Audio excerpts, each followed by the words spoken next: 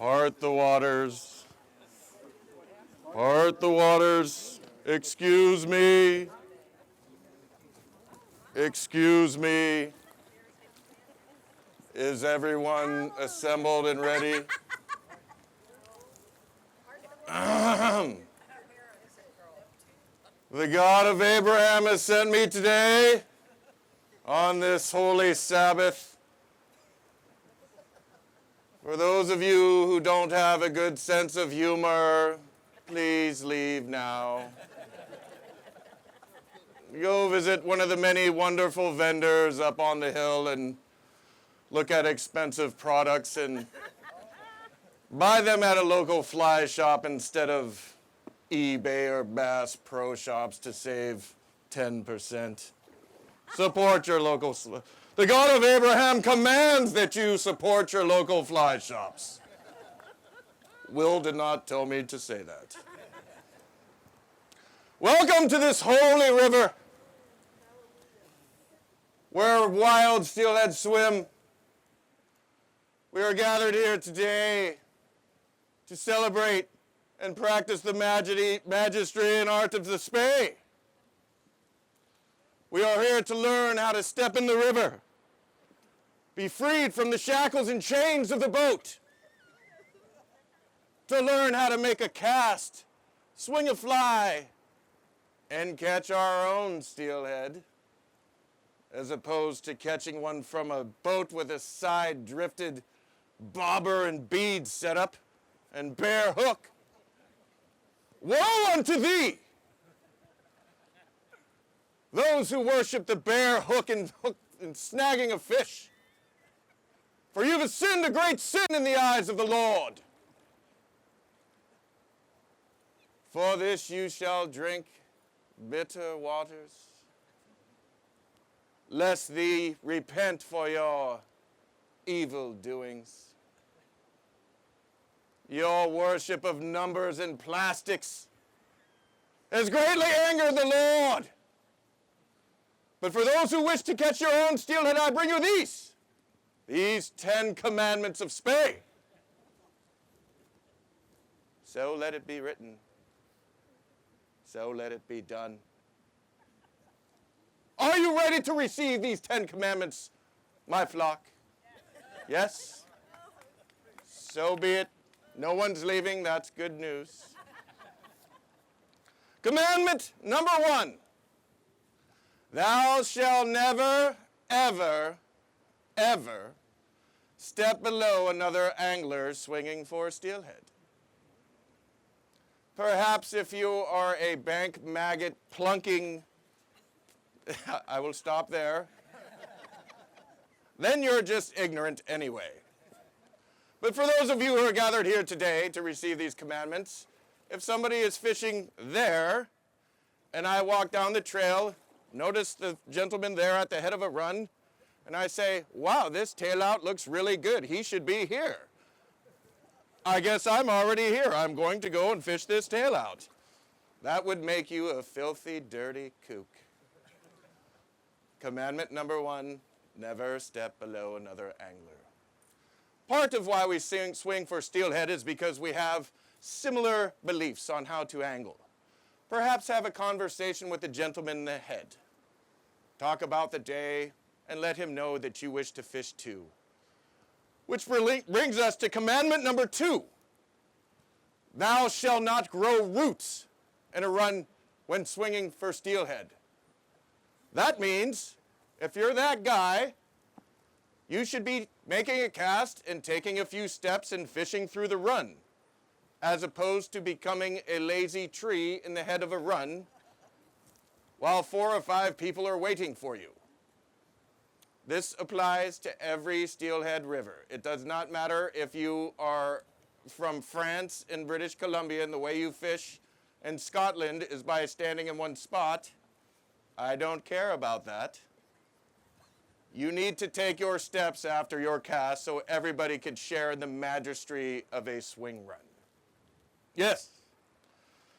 Commandment number 3. Thou shalt step quietly into the river and with purpose. Despite the belief that steelhead, like their trout brethren, are totally impervious and could care less about loud noises, I'm being facetious. That means I'm kidding.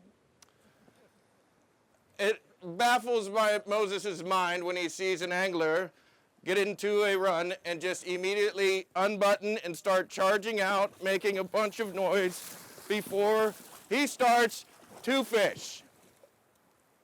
What are you doing? What are you doing? Moses has done some guiding, and that really frustrates him. Step into the river quietly with purpose, and don't unbutton your rig until you're in the spot that you wish to start your angling from, please. Thank you. Commandment number 4. Thou shalt start every cast with the rod tip low.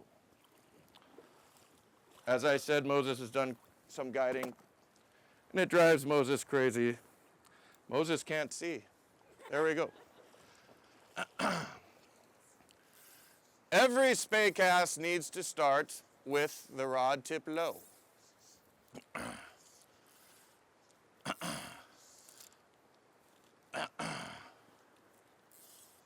I'm just getting the head out, which is a good way to start your spey cast. Unless you're in the head of a run with a sweet little drop-off, then you just drop it right in and catch a fish. Some people, okay, I'm ready to make my first cast.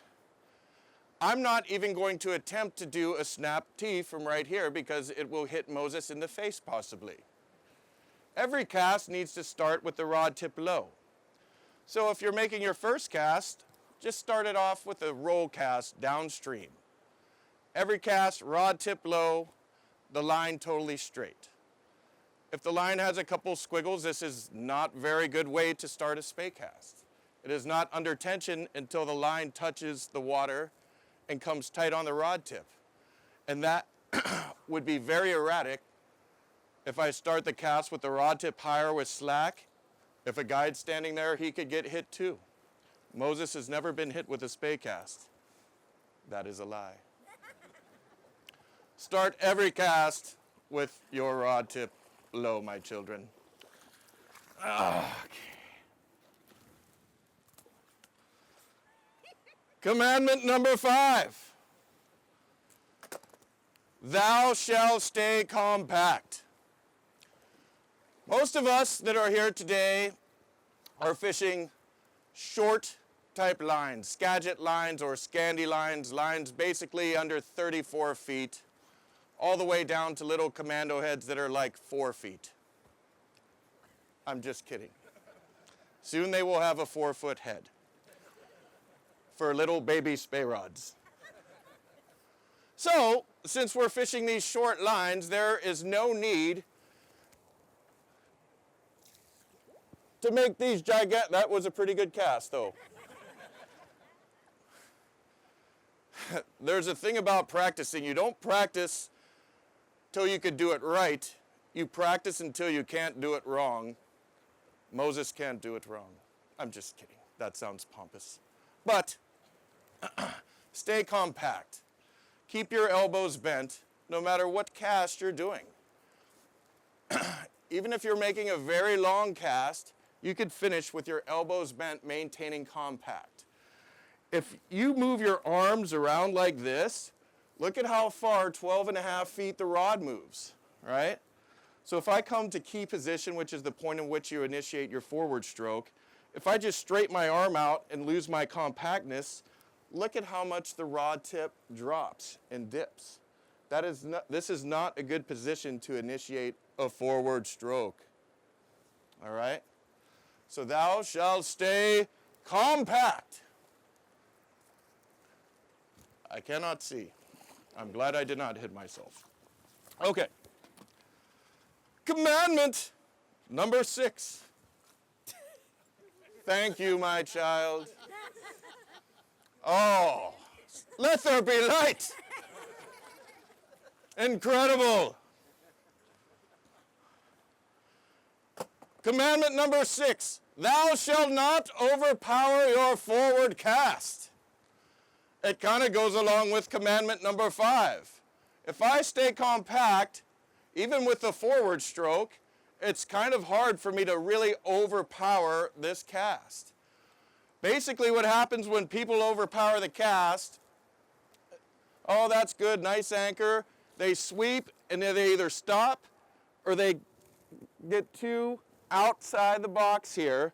Then you don't feel the rod at all. And the answer, particularly to men, is to just chuck it as hard as you possibly can on the forward cast and end up like this.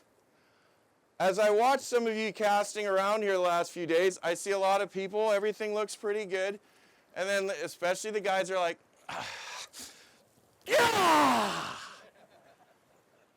The whole reason why we've got this giant rod is to let it do the work instead of our top hand all the time, right? So do not overpower the forward stroke. Think of the forward stroke as nothing more but directing where we want the direction, where we want the energy to go that's stored in the rod. And particularly in Skagit casting with these shorter heads, all the work is done from here to here. The forward cast just tells it where to go. So if you hammer that forward cast, it's going to be an erratic application of power, and it'll probably make some crazed, hideous sound, right? You'll probably go like this a lot on your forward cast, like, right? Is that familiar to anybody? That whole like, okay, I'm out here, I'm spey casting, it's super chill, it's way more mellow than being in the boat lobbing bobbers back and forth. Set, get him, set, hit him, get him, set. You go from that to this, it should be like nice and chill, right? Like, why come here and then just go, ah! My back hurts, God. No wonder. Do not overpower the forward cast, my flock. Next commandment. When we have the glorious encounter with a steelhead swinging for flies, which does not happen all that often, but when it, and that's fine. There's a lot more casting than catching, and that's fine because the best way to preserve the resource of wild steelhead is to catch less of them, right? And I'm pretty good at that. So, moments, not numbers. So when we have that moment, we are not going to ever drag a steelhead on the beach, and we need to keep the steelhead wet. So the commandment is keep them wet. If you are by yourself, the urge to get that hideous iPhone picture of your fish in the rocks and sand on the beach, please resist that. You should have the moment up here and in your heart. You don't need to have photographic evidence on your iPhone to throw up on Insta, whatever. You do not need that. Honor the moment. Keep the fish wet. Or every second you take the fish out of the water, put your own head in the water so you know what it feels like. Commandment number 8, thou shalt respect angling regulations. I do not like some of the angling regulations. The killing of wild fish on the southern Oregon coast comes to mind. You're allowed to just kill 3 now. And I would like everybody to write to the Fish and Game Commission at some point this week and tell them that that regulation going from 5 wild fish to 3 is absolutely absurd and hideous. You should not be allowed to kill 1 wild steelhead anywhere on Earth. And if you didn't write a letter yet, you really should. So I want everybody to do that. That's Moses' homework for you guys. So respect the angling regulations. Commandment number 9, thou shalt respect other anglers. There is a little instance, though. Other anglers, so long as they're respecting the regulations and abiding by the regulations, That's fine. I don't care what they're doing or how they're fishing. Moses really doesn't, as long as it's within the regulations that exist currently. If you see somebody blatantly disrespecting a regulation, like the filthy, dirty fishermen on the bank fishing side planers in a row and barbed hooks and killing a wild fish when all those things are illegal, that filthy, dirty redneck might have a gun, so you don't want to roll up on him. But perhaps enlighten him a little bit. Are you aware of the regulations? And if he says, my grand basket, then just walk away, lest thee be shot. So respect other anglers. I talk a lot about filthy, dirty bead fishermen. I don't care, really, but they are masquerading as fly fishermen because they're not fishing a fly. It's that simple. If you're fishing a bead and a bare hook, you are not fly fishing. And if you do that to catch a wild steelhead, you're a kook. That's the way it is. And if you're offended, I don't care. Commandment number 10 goes with all that. You want to respect the regulations. You want to respect other anglers, but most importantly, you need to respect the resource, which goes into probably why a lot of you picked up a Spey rod in the first place. You get to a point where you might have caught a lot of steelhead or trout or whatever, lobbing a bobber back and forth on a boat. And I caught 6 today. You caught nothing today. Your guide did, because he's the one that rowed you into where that fish was. You did not catch your own fish. Period. Period. You are masquerading as a fly angler. You need to repent for your evil doings. Pick up a Spey rod, learn how to cast it, and stand in a river and catch your own steelhead, goddammit. Okay, I will stop now. Those are the 10 commandments. So let them be written. So let them be done. I don't know if I want to ask for any questions or not. Let me just see if I could do some fun Spey casts in this crazed outfit. The wind is slightly blowing upriver. We will use this as a teachable moment. If it's blowing upriver, I probably don't want to set up my anchor downstream of me because my D-loop will blow into me. All right? A lot of the presenters have talked about that. So I want to set up an upstream anchor in some way. It doesn't matter how you do it. Put it upstream. I don't know what I think that was a spiral poke or something. That's the beauty of Spey casting. If you do the same cast in a gigantic run 80 times in a row, and it does that, it's time to learn a new cast. And there's all kinds of fun ones. So, that could almost be a commandment. Learn different casts. It's not all about a double Spey or a C Spey. There's all kinds of crazed things you could do with a Spey rod.